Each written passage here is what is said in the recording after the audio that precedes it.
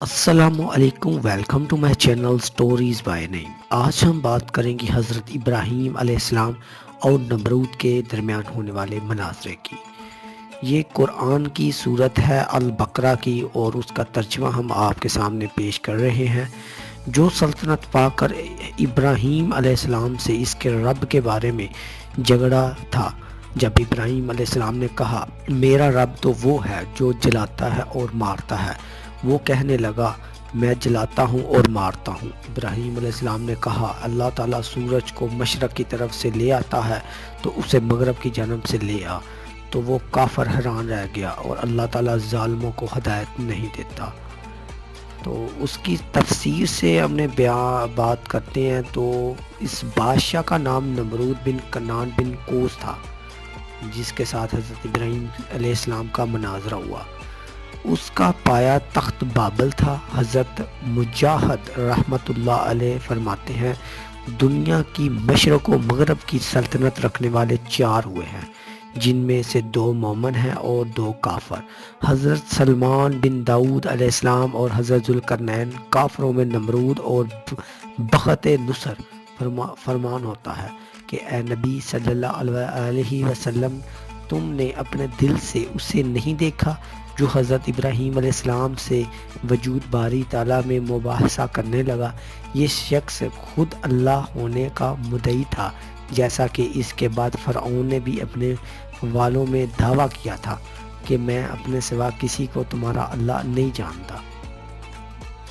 کیونکہ اس مدت اور عرصہ سے یہ بادشاہ چلا آتا تھا، اس لیے دماغ میں رعونت آ گئی تھی کہ سرکشی اور تکبر و نخوت اور غرور و طبیعت میں سما گیا تھا۔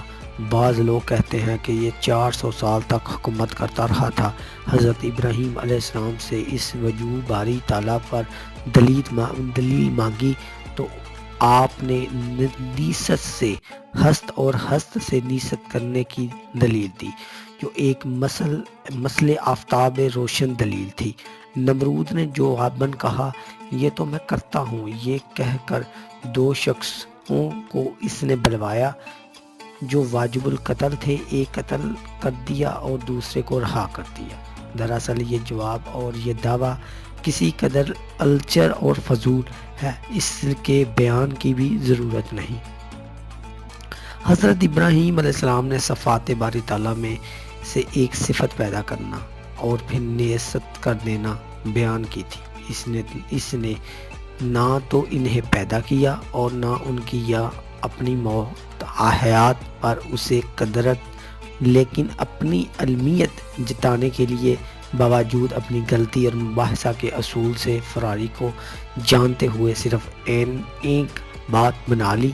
حضرت ابراہیم علیہ السلام بھی اس کو سمجھ گئے اور آپ نے اسے کند و ذہن کے سامنے ایسی دلیل پیش کر دی کہ صورتاً بھی اس کی مشاہد نہ کر سکے۔ چنانچہ فرمایا کہ جب تو پیدائش اور موت تک کا اختیار رکھتا ہے تو مخلوق پر تیرا تصرف پورا ہونا چاہیے۔ میرے اللہ نے تو یہ تصرف کیا ہے کہ سورج کو حکم دے دیا ہے کہ وہ مشرق کی طرف سے نکلا کرے، چنانچہ وہ نکل رہا ہے۔ اب تو اسے حکم دے کہ وہ مغرب کی طرف سے نکلے۔ اس کا کوئی ظاہری ٹوٹا پھوٹا جواب بھی اسے نہ بن پڑا اور بے زبان ہو گیا اور اللہ تعالیٰ کی حجت اس پر پوری ہو گئی، لیکن چونکہ ہدایت نصیب نہ تھی، راہ یافتہ نہ ہو سکا۔ ایسے بدذوق لوگوں کو اللہ تعالیٰ کوئی دلیل بجاتا اور وہ حق کے مقابلے میں بغلے جھانکتے ہی نظر آتے ہیں۔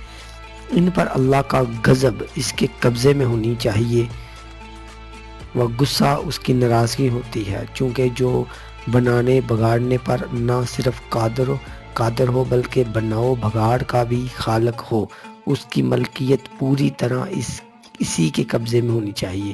اب جس طرح موت و حیات کے حکام اور اس کے جاری ہوتے جاتے ہیں، اسی لیے دوسرے حکام بھی جاری ہو جائیں۔ پھر کیا وجہ سورج جو کہ ایک مخلوق ہے اس کی فرما برداری اور اطاعت گزاری نہ کرے اور اس کے کہے سے بجائے مشرق کے مغرب سے نکلے؟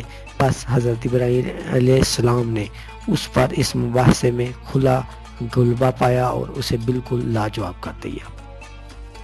حضرت ابراہیم علیہ السلام کا معجزہ یہ ہے کہ زید بن اسلم رحمۃ اللہ علیہ کا قول ہے کہ قحط سالی تھی، لوگ نمرود کے پاس جاتے تھے اور غلہ لے آتے تھے۔ جب خلیل اللہ علیہ السلام بھی گئے، وہاں یہ مناظرہ ہو گیا، بدبخت نے آپ کو غلہ نہ دیا، آپ خالی ہاتھ واپس آئے۔ گھر کے قریب پہنچ کر آپ نے دونوں بوریوں میں ریت بھر لی کہ گھر والے سمجھیں گے کچھ لے آئے، گھر آتے ہیں۔ بوریاں رکھ کر سو گئے۔ آپ کی بیوی صاحبہ حضرت سارہ انہیں بوریوں کو کھلا تو عمدہ اناج سے دونوں پر تھی۔ کھانا پکا کر تیار کیا۔ آپ کی بھی آنکھ کھلی، دیکھا کہ کھانا تیار ہے۔